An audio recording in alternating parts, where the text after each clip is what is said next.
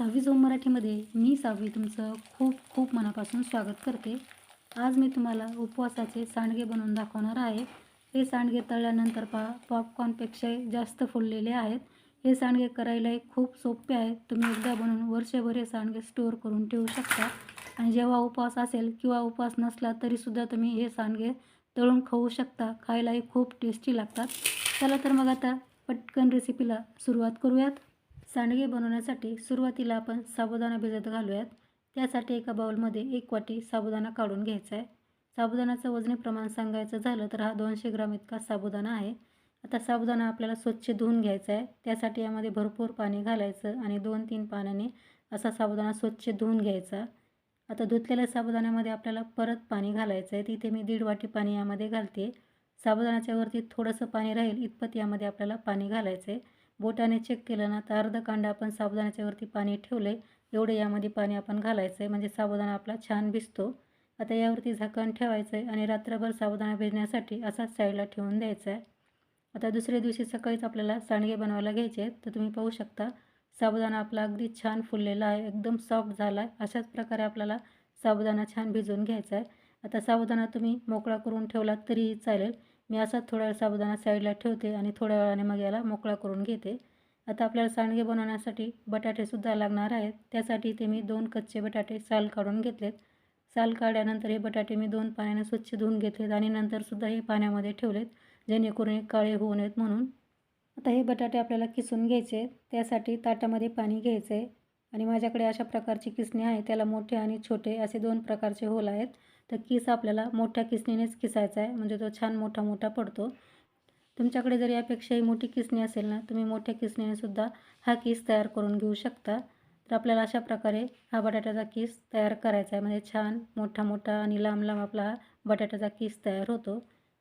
इथे मी 200 ग्राम साबुदाण्यासाठी 250 ग्राम इतके बटाटे घेतलेले आहेत. तुम्ही यापेक्षा जास्त देखील बटाटे या सांडग्यामध्ये वापरू शकता किंवा साबुदाणा इतकेच तुम्ही इथे बटाटे वापरू शकता.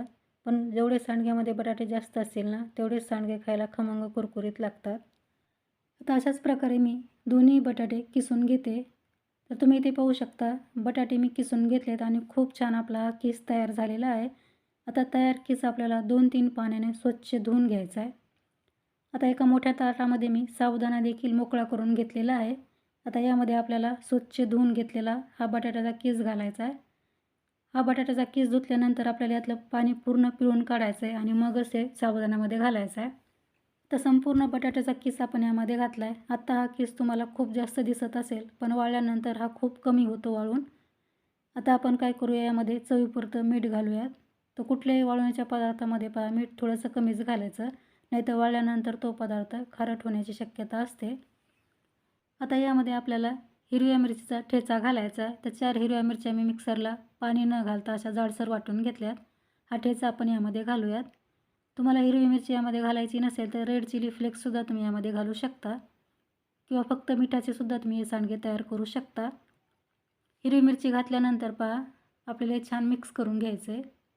तर चमच्याच्या साहाय्याने मिक्स करूया, म्हणजे हाताला आपल्या त्रास होणार नाही. हिरव्या मिरचीमुळे हाताची थोडीशी आगही होऊ शकते.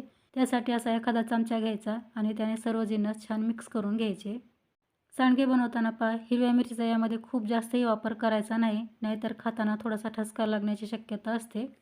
तुम्ही ते पाहू शकता सांडग्यासाठी लागणारं मिश्रण आपलं छान एकजीव झालेलं आहे, म्हणजेच मिक्स झालेलं आहे.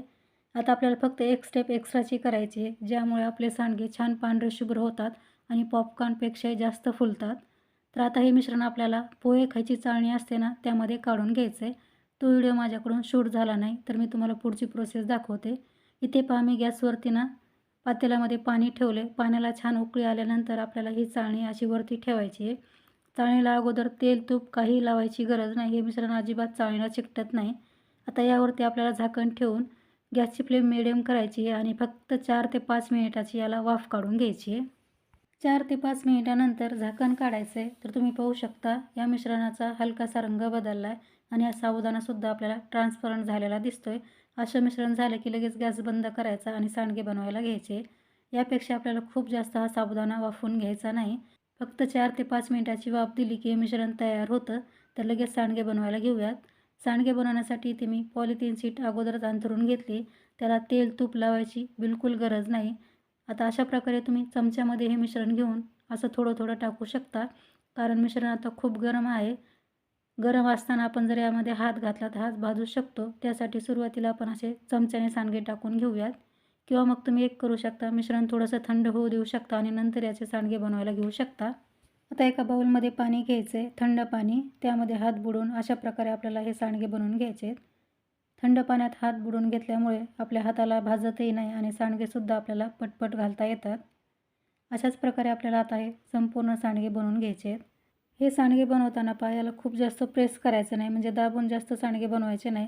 हलक्या हाताने आपल्याला हे मिश्रण घेऊन अशा प्रकारे पॉलिथिन शीटवरती सोडायचं आहे, म्हणजे तळल्यानंतर खूप छान फुलतात. तुम्ही जास्त दाबून जर हे सांडगे बनवले तर ते कदाचित फुलणार नाहीत. तर आता अशाच प्रकारे मी राहिलेले संपूर्ण सांडगे बनवून घेते आणि मगच तुम्हाला भेटते. तुम्ही इथे पाहू शकता, संपूर्ण सांडगे मी बनवून घेतलेत. खूप सुंदर आपले सांडगे तयार झालेले आहेत. आता हे तयार सांडगे आपण 2 ते 3 दिवस कडकडीत उन्हामध्ये वाळून घेऊयात. पण तुमच्याकडे उन्हाची सुविधा नसेल ना, तर तुम्ही फॅनखालीसुद्धा हे सांडगे वाळून घेऊ शकता. पण फॅनखाली हे सांडगे वाळण्यासाठी तुम्हाला 4 ते 5 दिवस लागू शकतात. आता हे सांडगे वाळल्यानंतरच मी तुम्हाला भेटते. तर तुम्ही इथे पाहू शकता, 2 ते 3 दिवस मी हे सांडगे कडकडीत उन्हामध्ये वाळून घेतलेत आणि सांडगे खूप सुंदर आपले वाळलेले आहेत, छान कुरकुरीत झालेले आहेत. अशाच प्रकारे तुम्हाला देखील हे सांडगे वाळून घ्यायचे आहेत, म्हणजे हे सांडगे तुम्हाला वर्ष 2 वर्ष स्टोअर करून ठेवता येतात. आपण याला एक थेंबही तेलाचा वापर केला नाही, म्हणून हे खूप जास्त दिवस असेच छान राहतात, अजिबात खराब होत नाहीत. आता हे सांडगे मी तुम्हाला तळूनसुद्धा दाखवते. त्यासाठी इथे मी तेल अगोदरच गरम करायला ठेवलं होतं.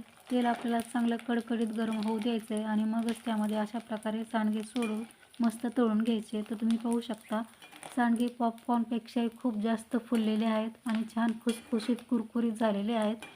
आपण फक्त एक एक्स्ट्रा स्टेप केली आहे, ती म्हणजे 5 मिनिटे याला फक्त वाफ देऊन घेतली. त्यामुळे सांडगे असे मस्त फुललेले आहेत. हे सांडगे खायलाही खूप टेस्टी लागतात. तर एकदा तुम्ही ही रेसिपी ट्राय करून पहा. मी खात्री देते, वर्षानुवर्षे तुम्ही ही रेसिपी या पद्धतीने जरूर कराल.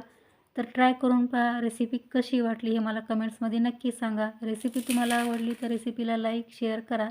चॅनलला सबस्क्राईब केलं नसेल तर चॅनलला सबस्क्राईब करायला देखील विसरू नका. तर लवकरच भेटू आणखी एका अशा छानशा रेसिपीसह. तोपर्यंत मस्त खा आणि हेल्दी राहा. धन्यवाद.